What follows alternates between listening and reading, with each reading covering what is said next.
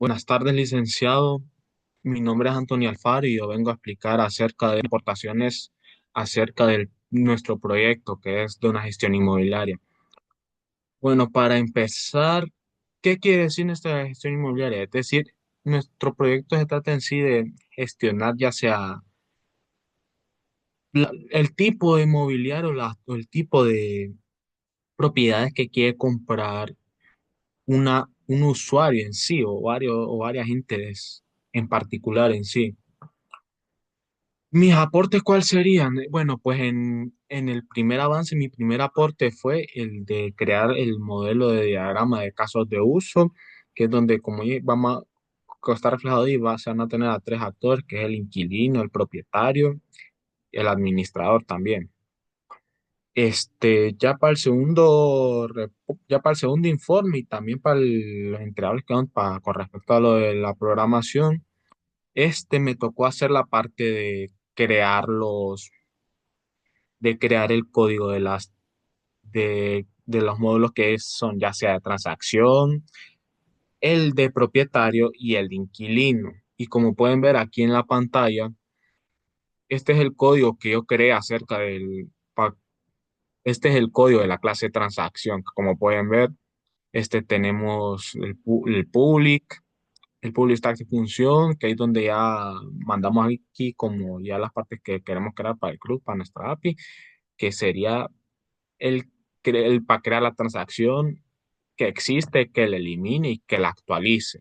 Y los atributos que vamos a tener aquí serían obviamente el del ID de la transacción, ya que sin el ID no vamos a hacer nada con ello, o no vamos a hacer nada con ello con respecto a la transacción. El tipo de transacción, que puede ser ya sea de venta, de renta o alquiler, etcétera, etcétera, la fecha en que se realizó esa transacción, el monto y la propiedad que pertenece esa transacción o el ID de la propiedad que pertenece a esa transacción, que es como una llave foránea con respecto en la parte de la base de datos. También, como pueden ver acá, nos vamos ahora en la parte de inquilino, que nos vamos aquí que aquí es casi casi que la misma estructura que la de transacción, pero lo que pasa es que los atributos van a cambiar y a la tabla que va a estar conectada también donde va a cambiar.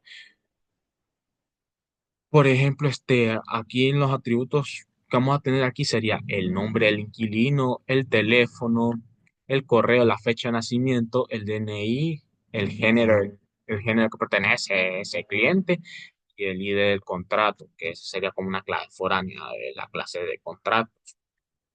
Sí, y aquí tenemos lo de las funciones para obtenerlo, el inquilino de esa por el ID, para obtener todos los datos, actualizarlos y eliminarlos en sí. Y también lo que me tocó también fue la de los propietarios en sí, que aquí donde vamos a tener los atributos como es el nombre, el teléfono, el correo, la fecha de nacimiento del propietario y el DNI. Aquí no han Y también podemos agregar también el ID del propietario, también cabe destacar.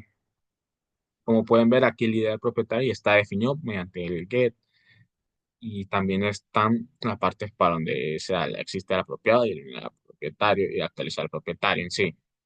Ahora, con respecto para lo de los CRUD, como podemos ver, en el apartado de nuestra API,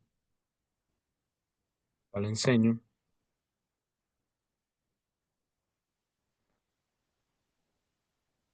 aquí en el apartado de la API me tocó crear lo de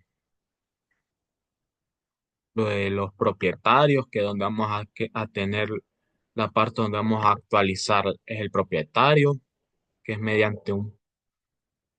que aquí es donde vamos a recibir las instrucciones que sea mediante un put, es que se va a actualizar ese propietario. En consultarlo, vamos a consultarlo.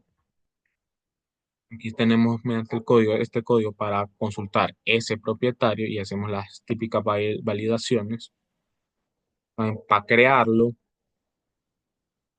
¿no? También para crear el código del propietario, que para esto vamos a utilizar un método post para crear ese propietario,